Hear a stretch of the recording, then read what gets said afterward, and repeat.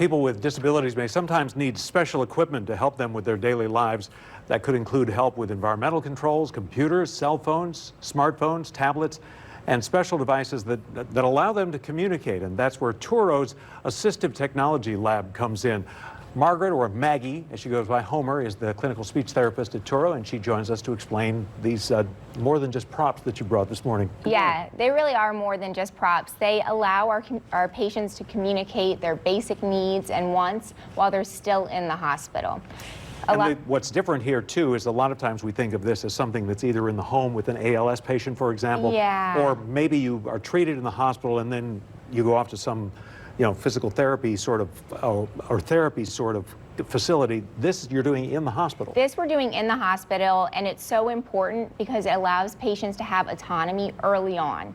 It allows them to communicate their needs and wants to the doctors earlier than otherwise provided. And we're able to trial these devices for a longer period than an outpatient too. Obviously, ALS is a disease that the person suffers over a period of time, but it could be brain injuries or something else where a life-changing instant. Exactly. We're using it with patients with spinal cord injuries, brain injuries, even patients with strokes who have aphasia, and we're able to intervene earlier and help them communicate earlier or control their environment earlier, drive their wheelchair earlier. It's really exciting. It helps them feel like themselves. Drive their wheelchair when they may have a physical issue of being able to do so? Yes, but they can do it with their eyes, essentially? They can do it with their eyes, with ability drive. They can do it with their head, with a head array, so they have buttons on either side of their head, or sometimes they might use their chin. It's an amazing world out there, assistive technology. It really is. So we've seen a lot of these things. Steve Gleason, yes, who I think you've been Yes, working they with. help facilitate Touro building our assistive technology lab, yeah. And people are kind of familiar through this and some other ALS stories, for example, with this technology. What's this do?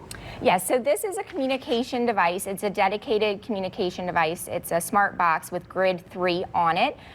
This is one that allows the patient, it's pre-programmed for affection. So I could say, like, I love you, or you are wonderful to a loved one.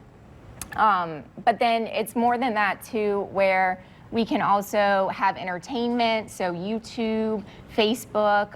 It can allow them to connect with their loved ones while they're still in the hospital. How important is that people have this? It is so important. You imagine yourself having had a stroke, brain injury, or even ALS, and you're in the hospital and you're isolated. It's huge, And this is usually activated with the eye, this one in particular? This one is activated with the eye, but you can hook up what we call switches to it as well. Yeah, so you can activate it various methods. This is a head mouse where you would actually put this on the patient's head, and then they would use their whole head and not their eyes. To say, I want pizza, or whatever else. Whatever button. And you can make and speech therapists do, customize it. Obviously, it's changed what you do for a living. Oh yeah, it's grown so much over the past 11 years that I've been a speech therapist, from just borrowing them from my old professor to now having reps loan us devices. It's huge. Wonderful. All right, well, Maggie, thanks very much for so much. showing us a little bit of this life-changing technology. I agree. Thank Maggie you so much. Humble from Touro.